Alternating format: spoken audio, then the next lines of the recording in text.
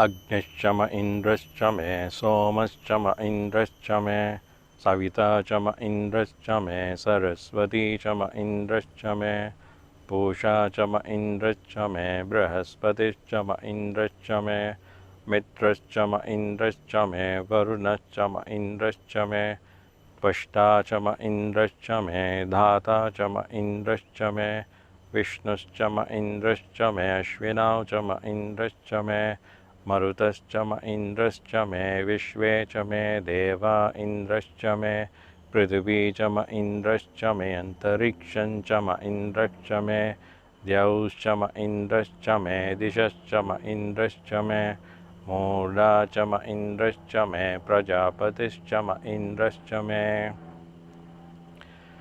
That was an extract from the Sri Rudram, which is extracted from the Krishna Yajurveda Taittiriya Samhita. Of course, the Sri Rudram is a very, very special and ancient prayer,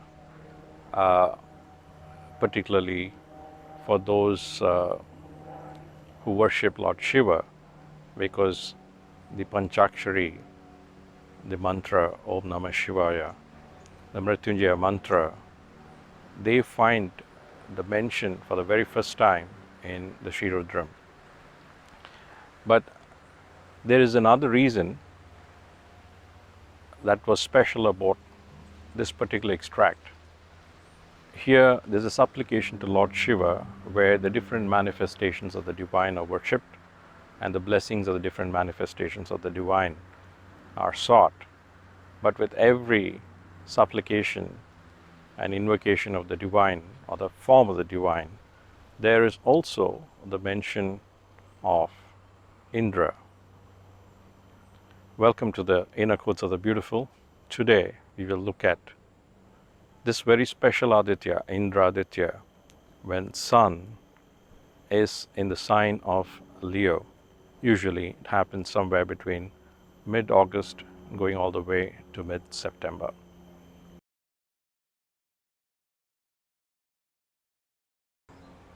Indra is the ruler of the heavens, the king of the heavens, also called Svarga or Svargaloka. Svarga is one of the three lokas or worlds which are manifest. The three lokas which we know as Bhuloka, which is the earth, Bhuvarloka, which is the solar system, and Svargaloka, which is all the stars and constellations that one can see. So the three worlds, and he resides in the Svargaloka along with all the gods or the devas, and besides the devas, also the guru of the devas, Brihaspati. Indrā Adityā is the one who gives us the inspiration to go after what the mind seeks. He gives us the ambition, and he also gives us the inspiration to go after what we seek fulfillment in.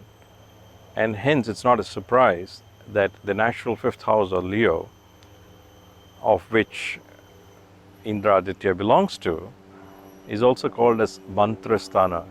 Mantra being manatrayi, what protects the mind. And the flip side to this is, as we go about pursuing what our desires are, or in terms of what we seek fulfillment in, sometimes we might get too attached to the rewards or the fruits of our efforts. That's a flip side of this particular pursuit, or this particular Aditya as well. So again, it's not a surprise. It's like seen in the way parents go about having aspirations for their own children, because the natural fifth of Leo is also the Putrasthana. So sometimes what happens is there are lots of expectations out of children, and this kind of a impatience to see the children blossoming and fulfilling their potential. That's again a very typical quality of Indrā Adityā. Besides, fulfilling of desires and wanting to see the rewards, Indra, the very name, is also a hint to why our senses are called as Indriyas, because the senses are ruled again by Indrā Adityā. The senses are called Indriyas, as I was mentioning, and the challenge of ruling and controlling our senses, our Indriyas, is something that Indra constantly throws at us. And it is through these senses, or Indriyas, that we make sense of the world. Indriyas are, after all, like in modern parlance, what we might call as the sensors that pick up all the data. And then you process the data into information and knowledge and make sense of it. And that's precisely how the Indriyas fundamentally work. And the one who controls all these Indriyas is Indra.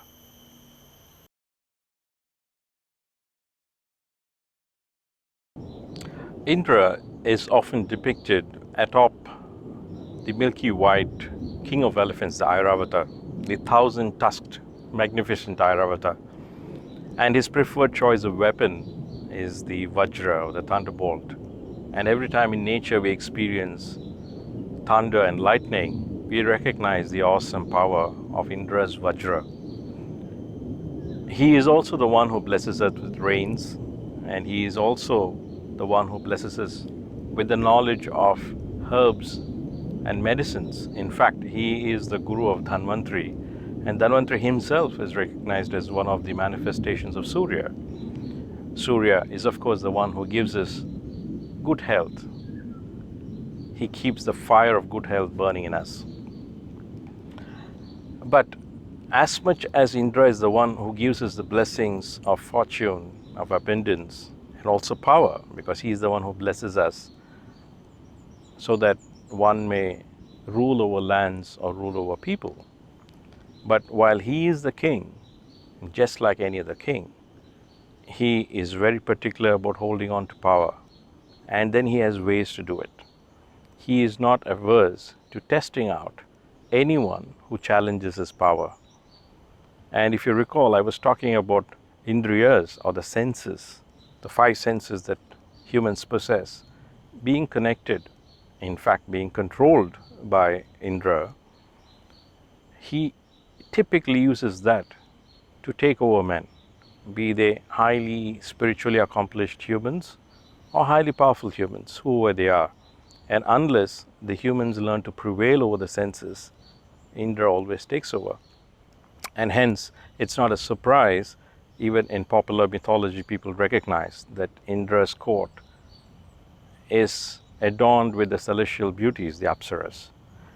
And these celestial beauties, they are usually entertaining the gods, the Devas, with dances and so on. But sometimes they are employed to do other things, which is to seduce saints and men. And then, of course, you have the legendary Apsaras like Ramba, Urvashi, Menaka, Chitrasena, and so on, Tilotama, and so on. So these apsaras basically are employed by Indra to test and see if the particular human can prevail over his senses.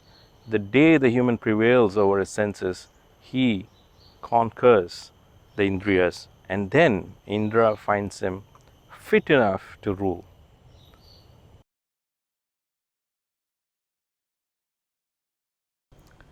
Indrā Adityā is also one of the 8 guardians of the directions, or the Ashtadikpalas.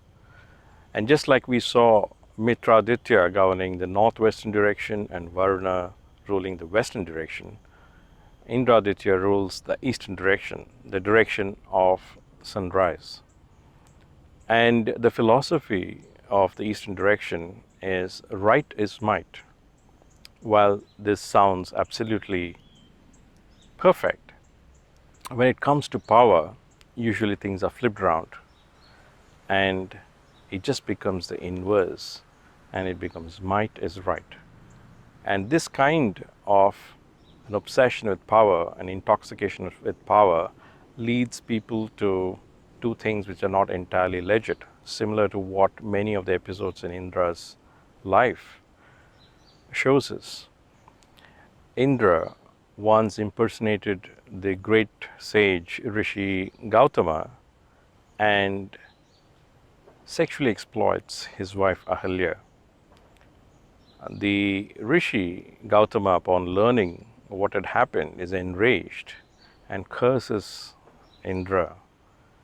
And the curse on Indra is to grow 1,000 vaginas on his body so that he doesn't have to look for more.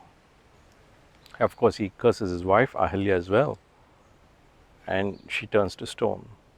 And it was only when eventually Ahalya had the blessings of being touched by the feet of Lord Rama, her curse is removed. But in the case of Indra, the curse was only slightly mitigated.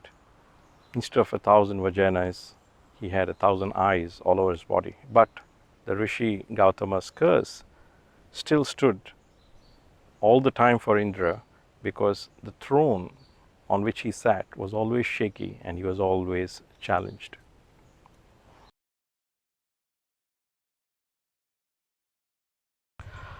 By now we get a sense that Indra is all about power, ruling and authority, but he is also about power play and politics. Indra, as you would recall, is one of the Adityas and the sons of Aditi. And Aditi had a sister Diti, and whose sons were the Daityas, who also challenged for the power.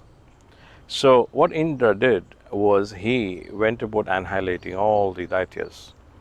So what Diti did was she had a child in secret. So she carried the child for 100 years in a womb, and she kept that a secret. But of course, Indra eventually realizes, or rather he finds out about what the truth is. It just to show that pregnancy cannot be really hidden. So what he did was he uses his Vajra and he destroys the fetus, and the fetus breaks into 49 parts. Those 49 parts eventually becomes the 49 Maruts. The Maruts are the storm gods. They are the ones who create tornadoes, hurricanes, tsunamis, and so on. Of course, they also become a challenge to Indrā Adityā. So what he does is he plays his political card and gets them, the 49 Maruts, into his employment. And that way, he resolves the challenge of the Maruts as well. So we get a sense of the extent to which Indrā Adityā goes to retain his power, and he, in his power, he's also intoxicated that he's ruling the 3 worlds, the 3 lokas. But there's also a twist to the tale, which even Indrā Adityā does not realize till it actually happens, which is that his power eventually gets challenged by his own youngest sibling, the dark complexioned Vishnu, Vishnu Adityā. And Vishnu eventually goes on to rule not just the three worlds that Indra ruled, but all the seven lokas, all the seven talas, and also the 28 narakas or hells.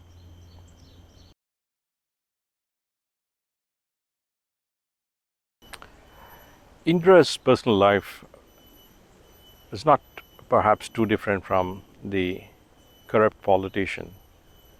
Quite pathetic, really. Indra, in order to marry his wife Sachi, he kills his father-in-law Puloman. And then he turns his eyes on his father, because his father was the one who was the ruler of the heavens. So he engineers, with the tacit approval of his mother Prithvi Devi, because Prithvi Devi and her husband Dyaus did not really have a very congenial relationship. So with a very tacit understanding of his mother Prithvi Devi, he pushes Dyaus to his fall from the heavens and eventually to his death. And then later, because Prithvi Devi is also the one who rules the earth, and with it all the properties, all the resources of the earth belongs to her, he technically marries Prithvi Devi in order to take over the riches of the earth. Of course, Prithvi Devi, for this particular act, eventually also had to suffer, and which is why she is condemned to host sinners lifetime after lifetime, revisiting planet Earth.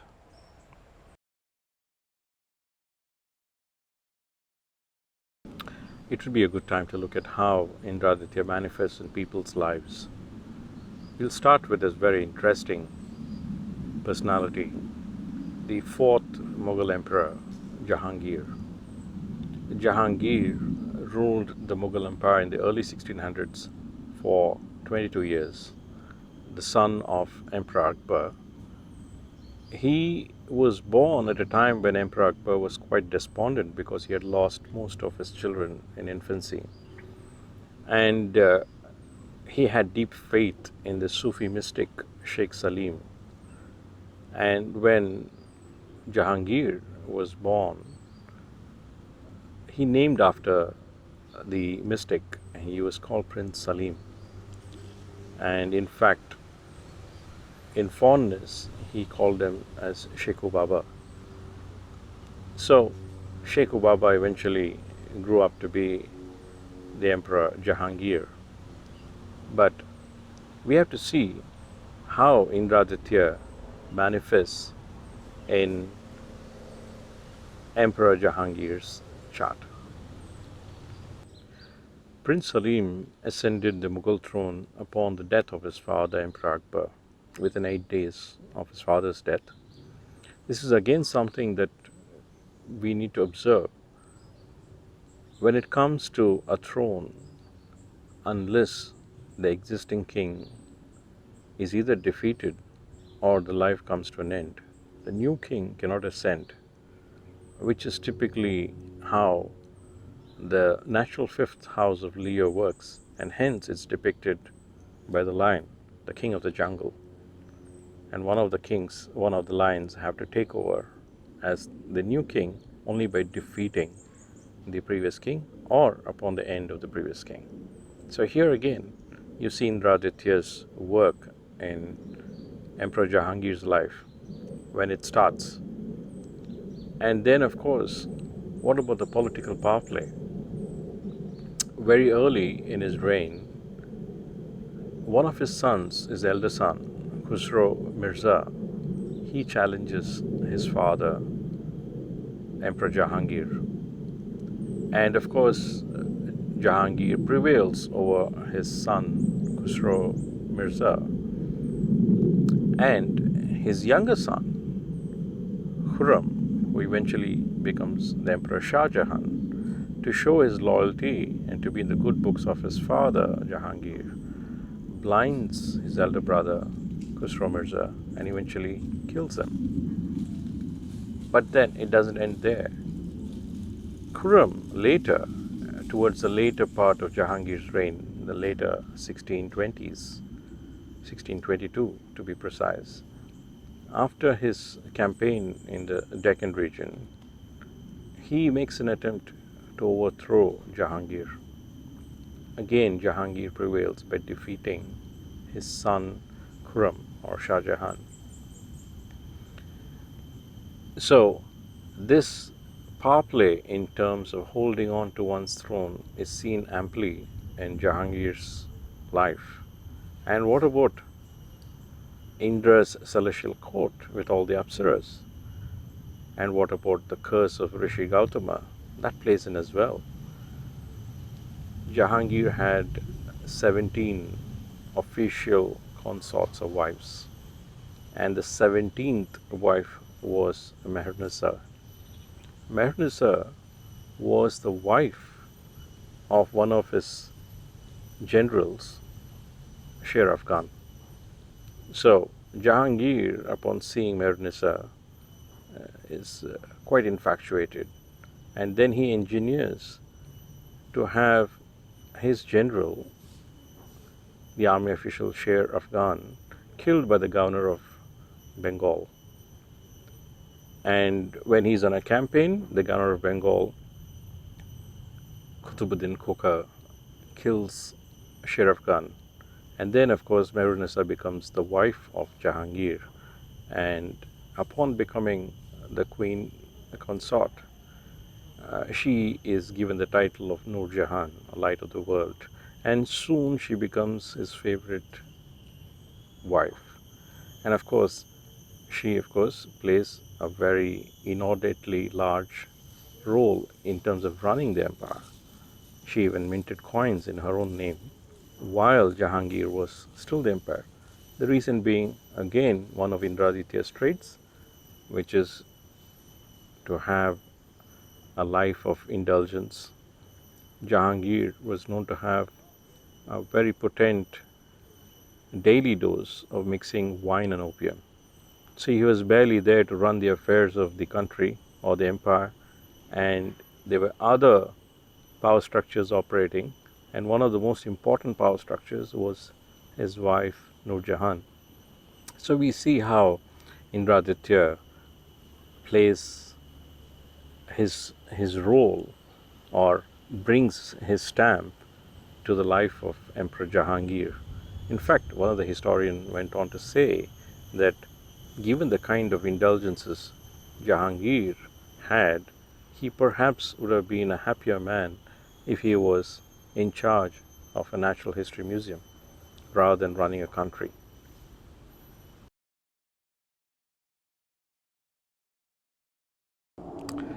Let's talk about someone who is very much in the limelight at this very moment, Prince Harry. Prince Harry also has Sun in Leo, so the stamp of Indrā Adityā should definitely be there in his life. So let's look at that. Prince Harry, as you might know, he is a member of the British royal family. He is the son of Prince Charles and Princess Diana, and he is sixth in line to the British throne. The mark of Indrā Adityā is seen very early with the relationship between his parents, just like Dyauj and Prithvi Devi, who never really got along. Prince Charles and Princess Diana, his parents, eventually separated. Then, of course, you have the situation of Indrā Adityā having the rivalry with his own father, Dyauj. And similarly, you have a situation now evolving where Prince Harry has this turmoil with his own father, and he went on to say that his father, Prince Charles, does not even return his calls. So this issue or a conflict between the father and sun is again something that we see with Indrā Adityā. That is also one of the challenges that tends to come up. And then you have the situation where, just like Indrā Adityā had an issue with his sibling Vishnu Aditya, you have a situation again where Prince Harry has this issue with his brother Prince William. He went on to say that they are on different paths. So you see how Indrā Adityā has played his role in Prince Harry's chart. Unfortunately, the blessings of Swarga and power has not been there.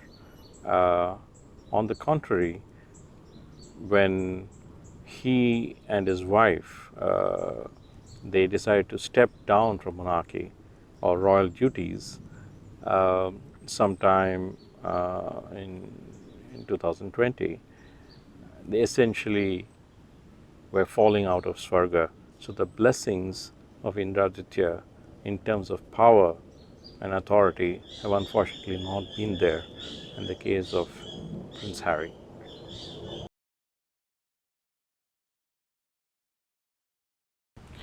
I'd like to bring the proceedings to a close on this episode of Indrā Adityā with the case of Rajiv Gandhi. Rajiv Gandhi, as most of you would know, was the 6th Prime Minister of India. He was 40 years of age when he became the Prime Minister. In Rajiv Gandhi's life, again, we see a very distinct influence of Indrā Adityā, with Sun being in Leo.